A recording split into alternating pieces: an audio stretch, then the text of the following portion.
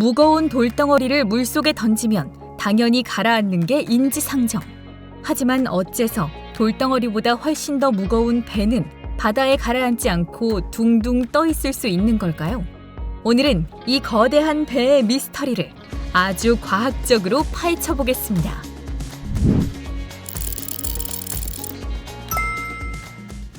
무거운 쇳덩어리로 만들어진 배가 물에 뜰 수 있는 이유는 바로 부력 때문입니다. 부력이란 뜰 부의 힘력. 말 그대로 뜨는 힘을 말하는데요. 이것은 액체나 기체 등 유체들이 가지고 있는 힘이며 모든 것을 지구 중심으로 끌어당기는 중력과는 다르게 무언가를 위로 밀어 올리는 특성이 있죠. 물 위에 떠 있는 배는 자기를 아래로 끌어당기는 중력과 물이 가하는 부력 사이에 위치한 상태. 이 두 힘 사이에서 완벽한 균형을 이루고 있었기 때문에 물 위에 둥둥 떠 있을 수 있었던 겁니다. 그럼 반대로 가벼운 돌덩어리는 왜 물속으로 가라앉는 걸까요? 정답은 물에 닿는 면적이 작아 부력을 충분히 받지 못했기 때문이었습니다. 중력과 부력이 균형을 이루지 못하고 중력이 더 강력하게 작용하는 상태였기에 당연히 물속으로 빠질 수밖에 없었던 거죠. 반면 배는 아주 길고 넓적한 생김새로 만들어졌기에 그만큼 물이 주는 부력을 최대한 많이 받을 수 있어 무게는 아주 무거워도 물 위에 떠 있는 게 가능했던 겁니다. 하지만 배가 물 위에 안전하게 떠 있으려면 부력 말고도 또 다른 원리가 굉장히 중요합니다. 그건 바로 무게중심이죠. 배는 기본적으로 무언가를 옮기기 위한 운송수단이고 인간부터 화물까지 수많은 것들이 오고 가는 장소인데요. 문제는 수화물이 실리고 빠질 때마다 배의 무게가 실시간으로 바뀐다는 점. 배의 무게가 바뀌면 무게중심이 같이 흔들리기 때문에 한쪽으로 쓰러지지 않기 위해선 무게중심을 일정하게 유지해주는 장치가 필수적이죠. 그리고 그 역할을 하는 장치가 바로 선박 밑바닥에 설치된 평형수 탱크입니다. 이 거대한 탱크 안에는 물이 잔뜩 들어가 있는데요. 배의 무게가 바뀔 때마다 물을 배출하거나 채워 넣으면서 전체 무게를 항상 동일하게 유지해주는 역할을 하죠. 평형수는 바닷물을 사용하기 때문에 언제나 쉽게 보충할 수 있고 또 언제나 쉽게 배출할 수 있다는 장점도 있습니다. 평형수가 없다면 배가 이동하는 것은 물론 안전하게 떠 있는 것조차 불가능. 그만큼 이 탱크는 배에서 가장 중요한 장치라고 할 수 있죠. 자, 여기까지 배가 어떻게 물에 뜰 수 있는지를 함께 알아봤는데요. 그럼 이제 배가 어떻게 앞으로 나아가는지 알아볼까요? 배를 띄우는 힘이 부력에 달렸다면 배를 움직이는 힘은 작용과 반작용의 법칙에 달렸습니다. 작용과 반작용의 법칙이란 물체 A가 물체 B에 힘을 가하면 물체 B는 그것과 같은 크기의 힘을 반대 방향으로 물체 A에 가하는 원리입니다.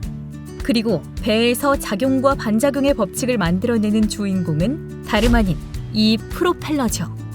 선박에 시동을 걸면 압축 공기가 엔진 내의 실린더에 공급되고 그때부터 본격적으로 프로펠러가 돌아가기 시작합니다. 선풍기 날개가 공기를 밀어내 바람을 발생시키듯이 프로펠러는 정확히 똑같은 원리로 바닷물을 밀어내고 이때 바닷물과 프로펠러 사이에서 작용의 힘이 발생하면 배에는 반작용의 힘이 발생. 거대한 배가 빠른 속도로 이동할 수 있는 원리는 이처럼 단순한 법칙에 달려 있었던 것이죠.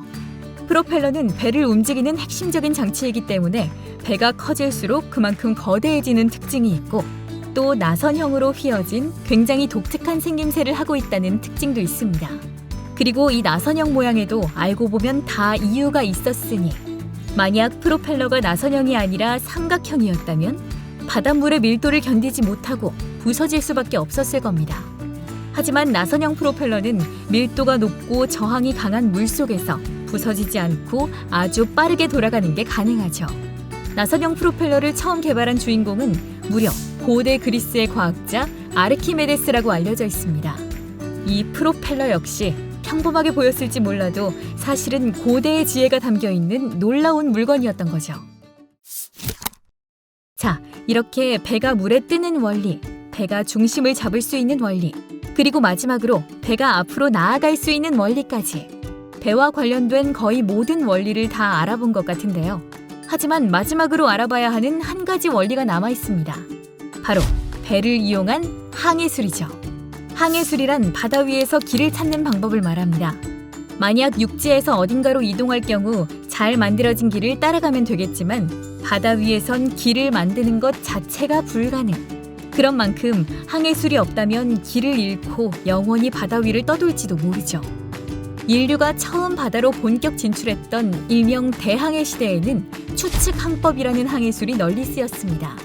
A 지점부터 B 지점까지 특정한 속도와 방향으로 이동한 뒤 이후 지도를 보면서 속도와 방향을 계산해 현재 위치를 추적하는 방법이었는데요. 이 항법은 굉장히 직관적이라는 장점이 있었지만 계산이 조금이라도 잘못됐을 경우 길을 잃어버릴 위험이 있다는 단점이 있었습니다. 그래서 기술이 발달한 오늘날에는 추측 항법을 대신해 최신 기술을 반영한 항해술이 사용되고 있는데요. 여기서 가장 중요한 것이 전파, 그리고 GPS입니다. 오늘날 대부분의 선박에는 전파와 GPS를 수신하는 장치가 달려 있습니다. 전파는 1초에 30만 킬로미터를 이동할 수 있기 때문에 지상과 바다를 빠르게 연결하는 게 가능하고 GPS는 우주에 떠 있는 인공위성을 이용해 선박의 위치를 정밀하게 측정해 줄 수 있죠. GPS 인공위성들이 정해진 시간에 전파 신호를 송신하면 선박에 달린 수신기로 전파를 수집해 현재 위치를 측정하는 방식인 건데요. 오늘도 바다 위를 이동하고 있는 수많은 선박들. 이 선박들 하나하나에는 바로 이런 놀라운 원리가 숨어 있었던 겁니다. 오늘은 거대한 배 하나가 움직이려면 대체 어떤 과학적 원리가 필요한지 그 비밀을 함께 알아보았습니다. 부력, 무게중심, 작용과 반작용, 프로펠러, 마지막으로 항해술까지 배 하나를 위해서 굉장히 많은 과학적 원리들이 필요한 것을 알 수 있었는데요. 이 정도면 바로 이 선박이야말로 현대 과학의 결정체가 아닌가라는 생각이 드네요.